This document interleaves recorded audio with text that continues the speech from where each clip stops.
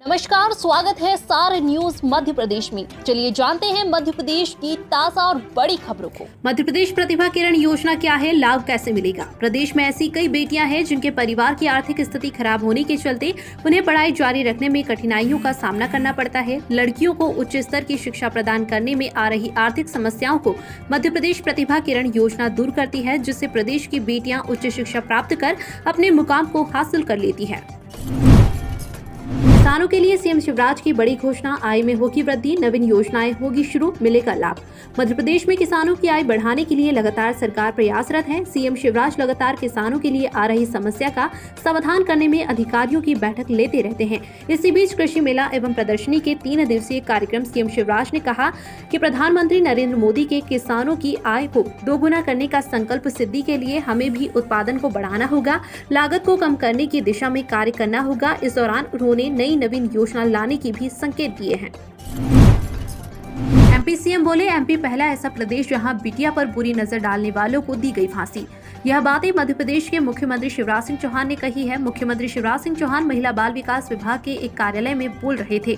यहां विभाग के कार्यकर्ताओं को संबोधित करते हुए उन्होंने यह भी कहा कि प्रदेश में पहले 1000 बेटों पर 912 बेटियां जन्म लेती थी। अब यह संख्या बढ़कर 956 हो गई है। मेरी इच्छा है कि 1000 बेटे पैदा हो और 1000 बेटियां भी जन्म ले। बहन बेटियों को उनके जीवन का अधिकार दिलाना ही मेरी जिंदगी का लक्ष्य है। मध्य प्रदेश ऐसा पहला प्रदेश है जहाँ तय किया गया कि अगर बिटिया को किसी ने गलत नजर से देखा, गलत हरकत की तो सीधे फांसी के फंदे पर चढ़ाया जाएगा। 87 लोगों को फांसी की सजा सुनाई गई है।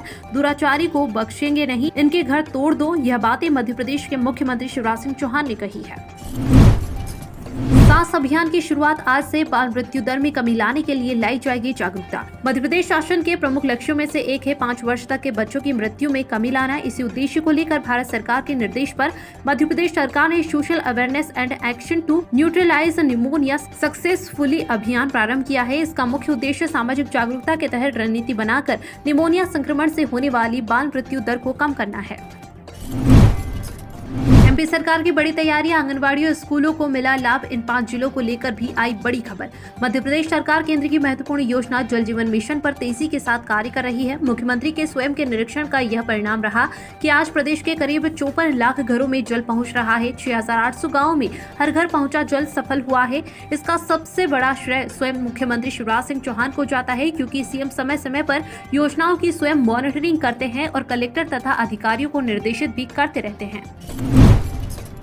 जनजाति कार्य मंत्रालय ने जनजाति गौरव दिवस के अवसर पर राष्ट्रव्यापी समारोह की योजना बनाई। जनजाति कार्य मंत्रालय ने 15 नवंबर को जनजाति गौरव दिवस के अवसर पर राष्ट्रव्यापी समारोह की योजना बनाई है। केंद्र सरकार ने राष्ट्र के इतिहास और संस्कृति में जनजाति समुदायों के योगदान की स्मृति में 15 नवंबर को जनजाति गौरव दिवस के रूप में मनाने की घोषणा की है। इससे आने वाली पीढ़ियों को सांस्कृतिक विरासत और राष्ट्रीय गौरव के संरक्षण की प्रेरणा मिलेगी। 15 नवंबर बिरसा मुंडा की जयंती भी है। आउटसोर्स के माध्यम से पद भरने पर मध्य प्रदेश कांग्रेस अध्यक्ष कमलनाथ ने राज्य सरकार को घेरा, लगाया यह गंभीर आरोप। मध्य प्रदेश कांग्रेस अध्यक्ष कमलनाथ ने आरोप लगाया कि प्रदेश की भाजपा सरकार सरकारी विभागों में हजारों पद खाली होने के बावजूद युवाओं के भविष्य से खिलवाड़ करने के लिए आउटसोर्स के माध्यम से पद भरने का षड्यंत्र कर रही है। इसके लिए एक तरफ भर्ती घोटालों के कारण प्रदेश में योग्य शिक्षित नौजवान रोजगार प्राप्त नहीं कर पा रहे हैं, तो दूसरी तरफ नौकरियों में चयनित हो चुके अभ्यर्थियों को अब तक नियुक्ति नहीं दी गई है। मिशन 2023 मध्य प्रदेश के लिए भाजपा और कांग्रेस तैयार कर रही साइबर सेना। चुनाव में सोशल मीडिया आज सियासी दलों का एक बड़ा चुनावी हथियार बन गया है। आज चुनाव के समय वोटरों को प्रभावित करने में सोशल मीडिया एक टूल के रूप में इस्तेमाल होता है। मध्य प्रदेश में 2023 विधानसभा चुनाव के लिए सियासी दलों ने चुनावी शंखनाद कर दिया है। मध्य प्रदेश में 2023 के विधानसभा चुनाव से भाजपा और कांग्रेस दोनों ही अपनी सोशल मीडिया विंग को मजबूत करने में लगी हुई है। 6 राज्यों के एनएसएस के 200 वॉलंटियर्स जुटेंगे बिलासपुर के सीयू में। गणतंत्र दिवस में परेड के लिए होंगे चयनित। गुरु घासीदास केंद्रीय विश्वविद्यालय में साल 2023 राजपथ गणतंत्र दिवस समारोह में 6 राज्यों के एनएसएस के वॉलंटियर शामिल होंगे। गुरु घासीदास केंद्रीय विश्वविद्यालय में वॉलंटियर का चयन के लिए 12 से 21 नवंबर तक 10 दिवसीय शिविर का आयोजन किया जा रहा है। चयनित होने वाले वॉलंटियर्स गणतंत्र दिवस के अवसर पर दिल्ली के राजपथ मैदान में परेड में शामिल होंगे। अफ्रीकी देश की हिरासत में भारतीय नाविकों ने कहा, नहीं जानते जिंदा घर लौटेंगे या नहीं। पिछले 3 महीने से इक्वेटोरियल गिनी की नौसेना की हिरासत में रह रहे 16 भारतीयों ने भारत सरकार से सुरक्षित घर वापसी में मदद की अपील की है। भारत सरकार ने इन भारतीयों के परिवार वालों को मदद का आश्वासन दिया है। 2025 तक $5 ट्रिलियन की इकोनॉमी वाला देश बनेगा भारत, केंद्रीय गृह मंत्री अमित शाह। पिछले 8 सालों में देश ने कई क्षेत्र में बेहतरीन काम किया है। केंद्रीय गृह मंत्री अमित शाह ने चेन्नई में शनिवार को कहा कि इकोनॉमी और मजबूती की दिशा में देश ने बीते 8 सालों में प्रगति की है। 2025 तक भारत 5 ट्रिलियन इकोनॉमी वाला देश बन जाएगा। देश को महंगाई के मोर्चे पर मिलेगी राहत, आरबीआई गवर्नर शक्तिकांत दास ने बताई वजह।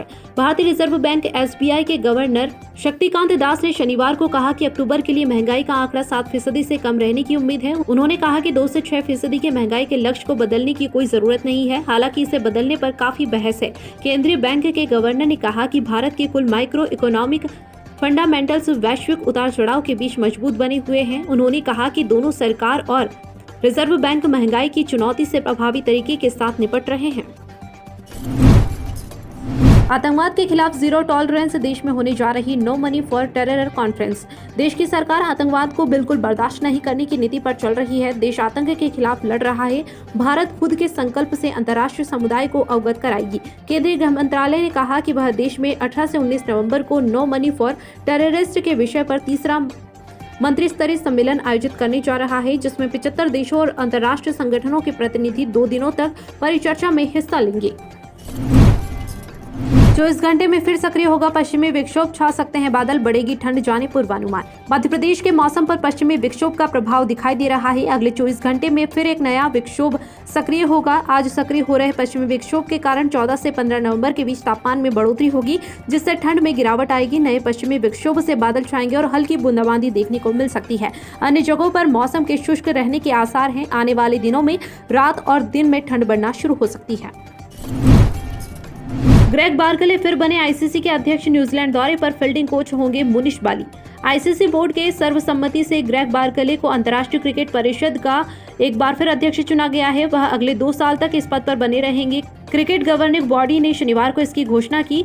तवेगवा मुकुहलानी के पीछे हटने के बाद बार्कले का चुनाव निर्विरोध हुआ। बोर्ड ने अगले 2 वर्षों के लिए अध्यक्ष के रूप में रहने के लिए उनके पूर्ण समर्थन दिए हैं। टीम इंडिया की T20 और वनडे सीरीज के लिए न्यूजीलैंड दौरे पर मुनीश बाली को फील्डिंग कोच नियुक्त किया गया है। वह VVS लक्ष्मण की अगुवाई में 18 नवंबर से दौरा शुरू होगा।